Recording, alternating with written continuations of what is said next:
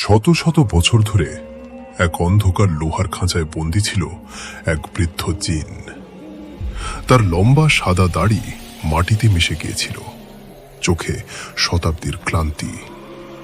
ঠিক সেদিন যখন কেউ আশা করেনি, এক গরিব কাঠুরিয়ার কুড়ালের আঘাতে খাঁচার শিলমোহর গলে যেতে শুরু করল।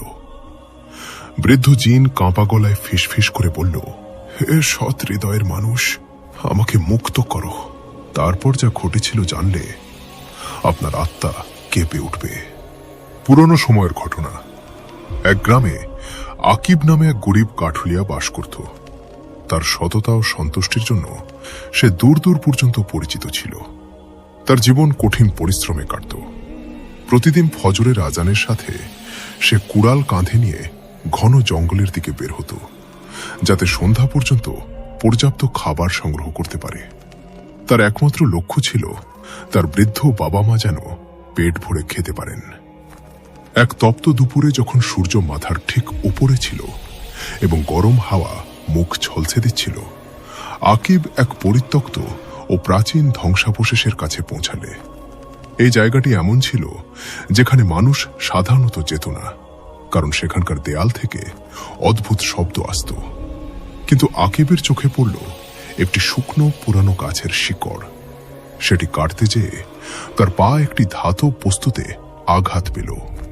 মাটি সরাতেই সে মাটিতে চাপা পড়া একটি মরচে ধরা কিন্তু শক্ত লোহার খাঁচা আবিষ্কার করল।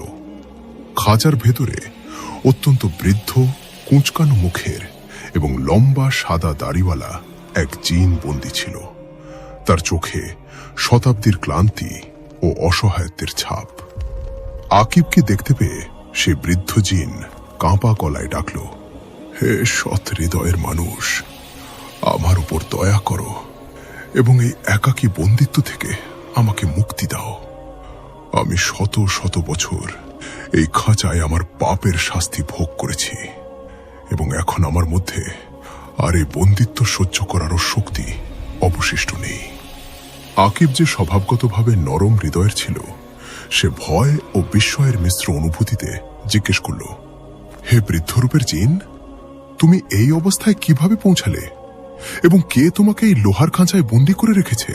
জিন একটি দীর্ঘশ্বাস ফেলে বলতে শুরু করল, আমার গল্প অনেক দীর্ঘ, কিন্তু এর সারমর্ম হল, আমি যৌবনের নেশায় পথভ্রষ্ট হয়েছিলাম, অহংকারের পথ বেছে নিয়েছিলাম এবং আমার বুজুর্গদের উপদেশ উপেক্ষা করে এমন এক জাদুকরী রহস্য চুরি করার চেষ্টা করেছিলাম যার আমি যোগ্য ছিলাম না।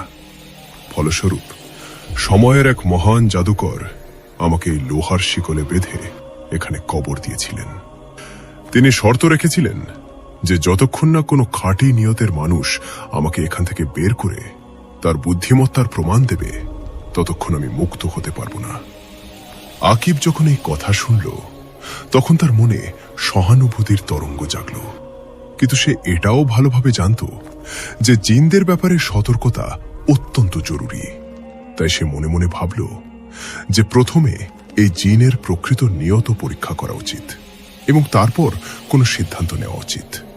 সে জিনকে বলল, আমি তোমাকে মুক্ত করতে পারি, তবে আমার ভয় হচ্ছে যে তুমি বাইরে বের হয়ে আবার তোমার পুরনো অভ্যাসে ফিরে যাবে এবং মানব বসতির জন্য বিপদ ও বিশৃঙ্খলার কারণ হয়ে দাঁড়াবে। বৃদ্ধ জিন কাঁদতে শুরু করল এবং কসম খেয়ে বলল যে সে এখন শুধুমাত্র সৎকর্ম ও সেবার পথ অবলম্বন করবে এবং আকিবকে সেই সমস্ত গোপন ধনভাণ্ডার দেখাবে যার উল্লেখ শুধুমাত্র প্রাচীন পুস্তকগুলিতে পাওয়া যায়। আকিব এই চিন্তায় নিমগ্ন ছিল যখন হঠাৎ জঙ্গলে একটি প্রবল ঝড় উঠল এবং পাখিরা ভয়ে উঠতে লাগল, যেন কোনো বড় পরিবর্তন ঘটতে চলেছে। এই মুহূর্তে আকিব লক্ষ্য করল যে খাঁচার উপরে লাগানো শিলমোহর ধীরে ধীরে গলতে শুরু করেছে। কিন্তু কুড়াল দিয়ে শিকল ভাঙার আগে আকিব জিনকে এমন একটি প্রশ্ন করল যার উত্তর তার ভাগ্য সম্পূর্ণভাবে বদলে দিতে পারে। এই গল্প এখন তার গুরুত্বপূর্ণ পর্যায়ে পৌঁছে যাচ্ছিল, যেখানে বুদ্ধি ও হৃদয়ের দ্বন্দ্ব শুরু হবে। আকিবকে সিদ্ধান্ত নিতে হবে যে একটি পুরনো জিনের প্রতিশ্রুতি সত্য নাকি এটি শুধুমাত্র একটি নতুন ফাঁদ যা তাকে বড় বিপদে ফেলবে। আকিব আকাশের দিকে তাকালো এবং আল্লাহর কাছে সাহায্য চাইল, যাতে তিনি তাকে সঠিক পথের দিকে হেদায়েত দেন। এখন সে খাঁচার একদম কাছে দাঁড়িয়েছিল এবং তার হাতে সেই কুড়াল ছিল যা তার জীবিকার মাধ্যম ছিল।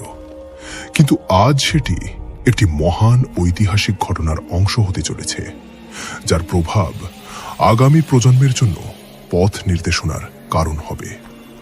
সেই বৃদ্ধ জিনের দিকে তাকালো, যে খাঁচার শিক দিয়ে তার মুখ ঠেকিয়ে অনেক আশা নিয়ে তাকে দেখছিল। আকিবের মনে বৃদ্ধদের সেই কথা ঘুরপাক খাচ্ছিল যে জিনদের কথায় বিশ্বাস করা বালিতে প্রাসাদ নির্মাণের মতো। কিন্তু সেই জিনের চোখে বিদ্যমান অনুশোচনার গভীর ছায়া তাকে ভিন্ন কিছু বলছিল। আকিব একটি গভীর শ্বাস নিয়ে বলল, হে জিন, আমি তোমাকে মুক্ত করার পথ দেখিয়ে দেব, কিন্তু তোমাকে প্রথমে আমাকে বলতে হবে যে এই লোহার খাঁচায় তোমার এই অবস্থা কেন হয়েছিল। কারণ আমি এমন কোনো বিশৃঙ্খলাকে মুক্ত করতে চাই না যা আবার পৃথিবীতে ফিতনা সৃষ্টি করবে। বৃদ্ধ জিন তার কাঁপা কণ্ঠস্বর সামলে বলতে শুরু করল, হে যুবক, আমার নাম জুবা এবং আমি একসময় কোহে কাফের বরফাবৃত গুহায় বসবাসকারী জিন গোত্রের সর্দার ছিলাম। আমার শক্তির এমন অবস্থা ছিল যে আমি এক ফুঁকে সমুদ্রের দিক পরিবর্তন করতে পারতাম এবং এক নড়াচড়ায় পর্বতকে মাটির স্তূপে পরিণত করতে পারতাম। কিন্তু এই শক্তি আমার শত্রু হয়ে গেল। অহংকারের নেশায় মত্ত হয়ে আমি এমন এক বুজুর্গ জিনের অপমান করেছিলাম, যিনি নিভৃতে আল্লাহর ইবাদতে মশগুল ছিলেন। তখন আমি তার ব্যঙ্গ করেছিলাম।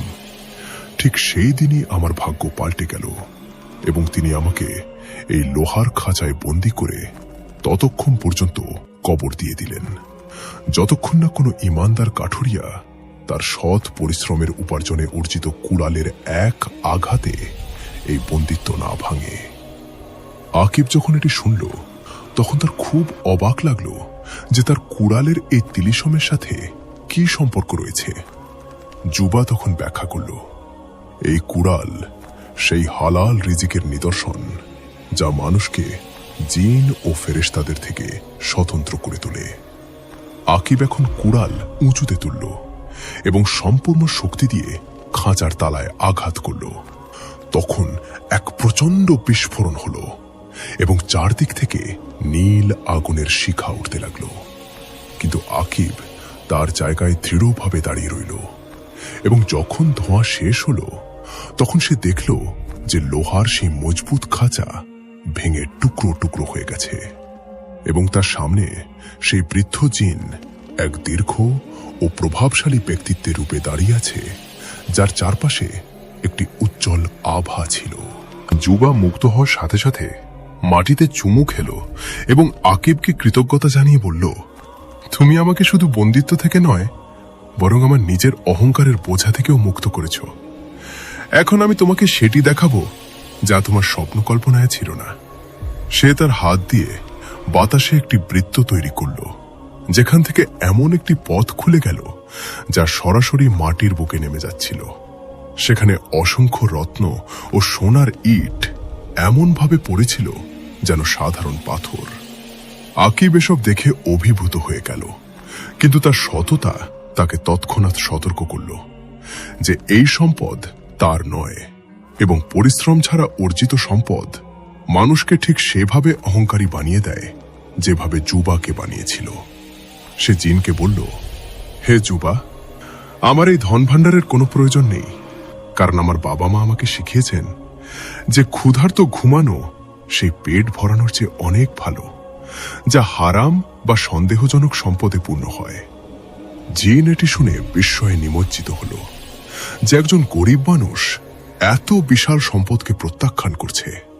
এবং এখানেই এই গল্পের সেই মোড় শুরু হয়, যেখানে আকিবের পরীক্ষার দ্বিতীয় পর্যায়ে আসে। কারণ জিন এখন তাকে এমন একটি প্রস্তাব দিল যা সম্পদের চেয়ে অনেক বেশি বিপজ্জনক ও আকর্ষণীয় ছিল, অর্থাৎ গায়েবের জ্ঞান এবং দুনিয়ার উপর কর্তৃত্বের ক্ষমতা। আকিবকে এখন বুঝতে হবে যে সে তার সারল্য বজায় রাখতে পারবে কিনা, নাকি সেই নতুন ফাঁদে আটকে যাবে। যুবা যখন আকিবের সন্তুষ্টি ও সম্পদের প্রতি নির্লোভতা দেখল, তখন তার চোখে এক অদ্ভুত ঔজ্জ্বল্য দেখা দিল। সে তার লম্বা দাড়িতে হাত বুলাল এবং আকিবের কাছে এসে অত্যন্ত নিচু ও রহস্যময় স্বরে বলল, হে কাঠুরিয়া, তুমি মাটি ও পাথরের মূল্য প্রত্যাখ্যান করেছ, কিন্তু তুমি কি সেই ক্ষমতাও প্রত্যাখ্যান করবে যার মাধ্যমে তুমি সময়ের গতিবিধি বুঝতে পারবে এবং মানুষের হৃদয়ের গোপন রহস্য জানতে পারবে? আমি তোমাকে সেই জ্ঞান শেখাতে পারি যার দ্বারা তুমি পাখিদের ভাষা বুঝবে এবং বাতাসের পিঠে ভ্রমণ করবে, যাতে তোমার এই কঠিন পরিশ্রম থেকে মুক্তি মেলে। আকিব এক মুহূর্তের জন্য থেমে গেল এবং তার মনে এই চিন্তা এলো যে যদি সে গায়েবের বিষয়গুলি জানতে পারে, তাহলে হয়তো সে তার বাবা মায়ের অসুখের চিকিৎসা আরো ভালোভাবে করতে পারবে বা তার গ্রামের গরিব মানুষদের সাহায্য করতে পারবে। কিন্তু পর মুহূর্তেই তার বিবেক তাকে ঝাঁকুনি দিল যে আল্লাহ যে জ্ঞান মানুষের কাছে গোপন রেখেছেন, তাতে অবশ্যই কোনো বড় প্রজ্ঞা লুকিয়ে আছে এবং অন্য মানুষদের হৃদয়ের অবস্থা জানা কষ্ট ছাড়া আর কিছুই দেবে না। সে জিনের দিকে তাকিয়ে অত্যন্ত গুরুত্বের সাথে উত্তর দিল, হে বৃদ্ধ জিন, প্রকৃতি মানুষের জন্য গোপনীয়তায় যে শান্তি রেখেছে, এটাই তার জীবিত থাকার প্রমাণ।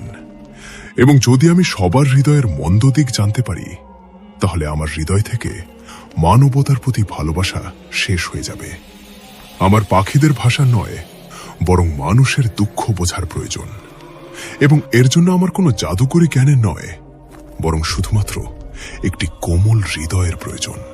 যুবা আকিবের এই গভীর প্রজ্ঞায় অভিভূত হয়ে গেল এবং তার মনে হল যে সাদাসিধে কাঠুরিয়া বাস্তবে সেই সমস্ত বড় দার্শনিকদের চেয়েও বেশি জ্ঞানী। এখন জিন তার কথার ধরন বদলাল এবং আকিবকে বলল, তুমি আমার প্রতিটি প্রস্তাবকে তোমার নৈতিক উচ্চতা দিয়ে পরাজিত করেছ, কিন্তু এখন আমি তোমাকে এমন একটি জায়গায় নিয়ে যাব যেখানে তোমার আমার সাহায্যের প্রয়োজন পড়বে। হঠাৎ একটি তীব্র ধূলি ঝড় উঠল এবং আকিবের মনে হলো যেন মাটি তার পায়ের নিচ থেকে সরে যাচ্ছে, এবং যখন তার চোখ খুলল, তখন সে নিজেকে এক বিশাল ও সুন্দর সবুজ মাঠে আবিষ্কার করল, যেখানে চারদিকে সুগন্ধি ফুল ফুটেছিল এবং মাঝখানে এমন একটি ঝর্ণা বয়ে যাচ্ছিল যার পানি রূপার মতো চকচক করছিল। যুবা ইশারা করে বলল যে সেই ঝর্ণার ওপারে এমন এক জনপদ আছে যেখানকার মানুষ সবকিছু থাকা সত্ত্বেও এমন একটি জিনিসের জন্য তৃষ্ণার্ত যা শুধুমাত্র তোমার কাছে আছে। আকিব বিস্ময়ের সাথে জিজ্ঞেস করল যে তার কাছে এমন কি আছে যা এই ধনী মানুষদের কাছে নেই। জিন উত্তর দিল, সেটি হলো হৃদয়ের প্রশান্তি, যা তুমি তোমার সন্তুষ্টি থেকে অর্জন করেছ। এখন তোমাকে এই জনপদের শাসকের সামনে যেতে হবে, যিনি এক দুরারোগ্য বিষাদে আক্রান্ত, এবং যদি তুমি তোমার কথা দিয়ে তার আত্মাকে শান্তি দিতে পারে, তাহলে সেই লোহার খাঁচার শেষ প্রভাবও আমার থেকে শেষ হয়ে যাবে। আকিবের উপর এখন একটি ভারী দায়িত্ব এসে পড়েছিল, কারণ তাকে শুধু একজন মানুষের সাহায্য করতে হবে না, বরং সেই জিনের সম্পূর্ণ মুক্তির লড়াইও করতে হবে যে সবেমাত্র তওবা করেছে।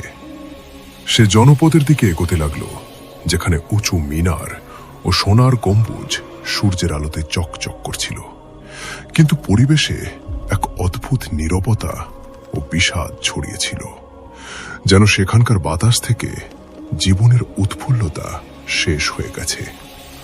আকিব অনুভব করল যে এটি তার সবচেয়ে বড় পরীক্ষা, যেখানে তাকে নিজের চরিত্রের সুগন্ধ দিয়ে একটি বিরান হৃদয়কে আবাদ করতে হবে এবং প্রমাণ করতে হবে যে প্রকৃত সুখ প্রাসাদে নয়, বরং আল্লাহর সন্তুষ্টিতে লুকিয়ে আছে। সময় অতিবাহিত হল এবং আকিবের কাহিনী প্রজন্মের পর প্রজন্ম একটি শিক্ষা হিসেবে পৌঁছে গেল।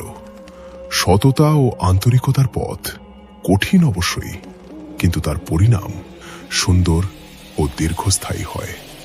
প্রকৃত স্বাধীনতা শিকল থেকে নয়, বরং নিজের প্রবৃত্তিকে কামনার দাসত্ব থেকে